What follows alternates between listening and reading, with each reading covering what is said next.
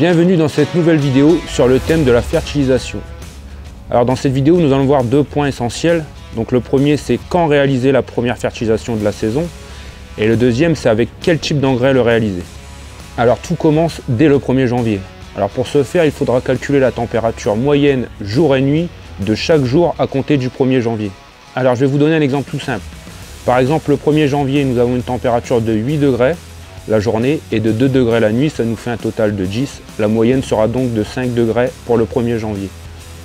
Alors prenons comme deuxième exemple une journée à 0 degrés et une nuit à -8, ce qui donnera une moyenne de -4 pour la journée totale. Alors le but étant d'additionner les températures moyennes de chaque jour jusqu'à atteindre le chiffre de 200 degrés. Le chiffre de 200 degrés est le point de départ pour la première fertilisation. Alors attention, ce n'est pas parce que vous avez atteint les 200 degrés qu'il faudra se jeter immédiatement sur le sac d'engrais. C'est uniquement un titre indicatif, c'est-à-dire que c'est à partir de ce moment-là que nous pouvons commencer la première fertilisation. Personnellement, je laisse encore passer 15 jours après avoir atteint les 200 degrés, juste pour être sûr. Et bien sûr, je jette un coup d'œil sur les températures à venir pour ne pas me faire surprendre par d'éventuelles gelées.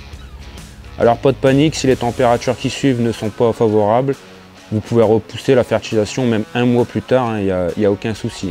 Comme je vous disais, c'est juste à titre indicatif. Alors ce qui m'arrive parfois de faire également, c'est d'utiliser une fertilisation riche en fer courant janvier, voire début février. Donc je vais vous montrer tout de suite ce que j'utilise. Alors voilà, bien sûr, si j'utilise ce genre d'engrais riche en fer courant janvier, début février et que j'atteins les 200 degrés début février, je vais attendre sans souci début mars pour appliquer ma première fertilisation. Alors je tiens à préciser que si vous utilisez ce genre d'engrais, il faut utiliser uniquement du fer chélaté et non du sulfate de fer. Donc c'est des engrais qui vont permettre de compenser le manque de luminosité pendant l'hiver. Et donc ici c'est le fer au top SL de chez Compo Expert. Vous pouvez également trouver le Team Iron chez Team Green et le Green Master Iron Effect chez ICL.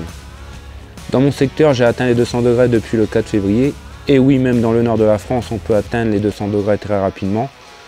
Étant donné que je suis en bord de mer, j'ai un climat plutôt doux. Et il faut savoir que j'ai appliqué aucun engrais depuis la fin d'année. Donc je n'ai pas appliqué de fer au top courant janvier et je n'ai pas appliqué ma première fertilisation de l'année. Étant donné que le gazon se comporte plutôt bien, il n'y a aucune urgence à appliquer quoi que ce soit. Alors maintenant que vous savez quand l'appliquer, nous allons nous intéresser à quel engrais utiliser. Alors pour la première fertilisation de l'année, on va rechercher un engrais riche en azote. Et dans ce pourcentage d'azote, on va rechercher un engrais à majorité azote rapide pour relancer rapidement le gazon après l'hiver. Alors de mon côté, j'utilise le fluoranide permanent. Alors pourquoi plutôt le permanent que le fluoranide Super BS ou le Turf? Alors tout simplement parce que le fluoranide permanent, c'est celui qui contient le plus gros pourcentage d'azote rapide. Alors si vous regardez sa composition d'azote de plus près, vous vous rendez compte que sur les 16%, il y a 10% d'azote rapide. Donc contrairement au super fluoranide BS qui lui contient uniquement 8% d'azote rapide sur une totalité de 20%.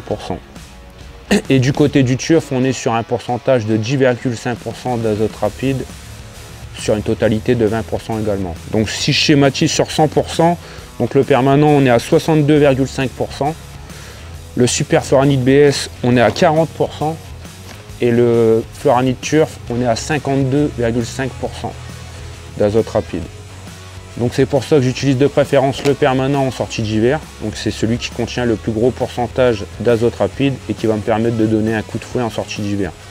Donc bien sûr, si vous n'avez pas accès au permanent, utilisez de préférence le Turf au super fluoranide BS et gardez le super fluoranide BS pour le printemps et la sortie d'été. Étant donné que le micro-organisme BS n'a aucun effet en dessous de 14 degrés, en plus d'avoir un très faible pourcentage d'azote rapide, vous allez gaspiller le micro-organisme BS. Alors bien sûr, si vous avez uniquement le BS en disposition, vous pouvez l'utiliser sans souci, mais sachez qu'il est préférable d'adapter sa fertilisation aux saisons.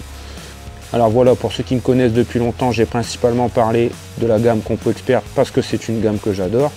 Donc pour résumer, dans la gamme Compo Expert pour la première fertilisation de la saison, dans l'ordre de préférence, le permanent, en deuxième position le Turf et en troisième position le super fluoranide BS. Alors bien sûr, il existe d'autres très bons fournisseurs en France, comme par exemple Team Green. Donc de préférence chez Team Green, ce sera le Team Golf en numéro 1, en deuxième position le Team Saison et en troisième position le Team Sport. Et pour ceux qui préfèrent utiliser la gamme ICL, vous pouvez utiliser en première position le Sierraform GT Spring Star en première position et en deuxième position le Sierraform GT All Season. Alors j'espère que j'aurai pu vous aider pour cette première fertilisation de la saison. Et à savoir pour cette nouvelle saison 2024, nous avons toujours accès aux 20% chez Team Green. Donc je vous mets le code promo ici et vous pourrez également le retrouver dans la description. Vous savez donc ce qu'il vous reste à faire et on se donne rendez-vous dans une prochaine vidéo. Allez, ciao!